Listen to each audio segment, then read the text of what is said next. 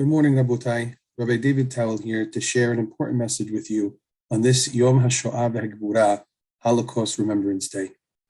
I believe it is fitting that we commemorate the atrocities that the Nazis perpetuated against our people on Holocaust Remembrance Day in the wake of the holiday of Pesach, the holiday in which we remember our slavery and, of course, our redemption as well.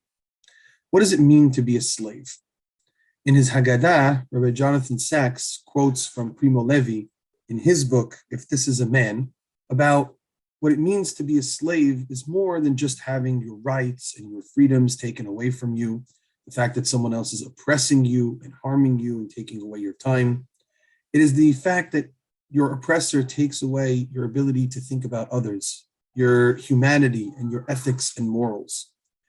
Levi describes how in 1945, when the Nazis abandoned the concentration camps to take the Jews on the death march as the Russians were closing in, they left behind several Jews who were too weak and they figured were going to die in the concentration camps anyway. He says when the Nazis left, the Jews who remained behind shared their bread with each other. And it was at that moment that they felt the first feelings of liberation. You see, when a person is a slave, his mentality is survival. His mentality is to get what he can for himself, even if it means at the expense of others. The rule in the concentration camps was eat your own bread, and if you could get someone else's bread, do that as well in order to survive. That is the hallmark of a slave, somebody who can only think about himself and his own survival from day to day. Someone who is free is someone who has abundance, someone who has the ability to think about the needs of others. When they started to share their bread with each other, that is when they started to feel free. Rabbi Sachs explains that this is the logic behind the opening statement of the Haggadah. We open our night in which we go from slaves to freedom, inviting people to our homes. Kol dichvin yetevi yechul. Anybody who's hungry, come and eat. Kol ditzrich yetevi yifsach. Anybody who needs, come and enjoy Pesach. What are we doing inviting people at that stage? Really, it's not a true invitation. It's saying that we can invite people. We can think about others. We can think about the needs of somebody else besides ourselves. We can have abundance to invite someone else in, someone less fortunate than us. That is what it means to be free. What it means to be free is the ability to do Hesed and kindness for other people.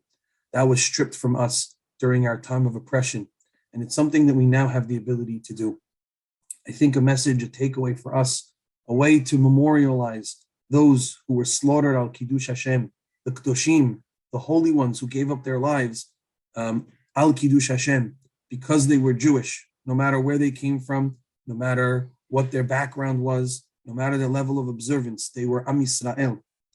And in order to memorialize them, to remember them, we have to exert our freedom. We have to take advantage of the fact that we are Bnei Chorim, which means to do Hesed and kindness to others, something that prisoners were not able to do. There were some prisoners who tried to keep their sense of freedom and humanity by helping others. There were Goyim, Hasidei Umot HaOlam, who broke free from the shackles and tried to help other people. But it was an uphill battle.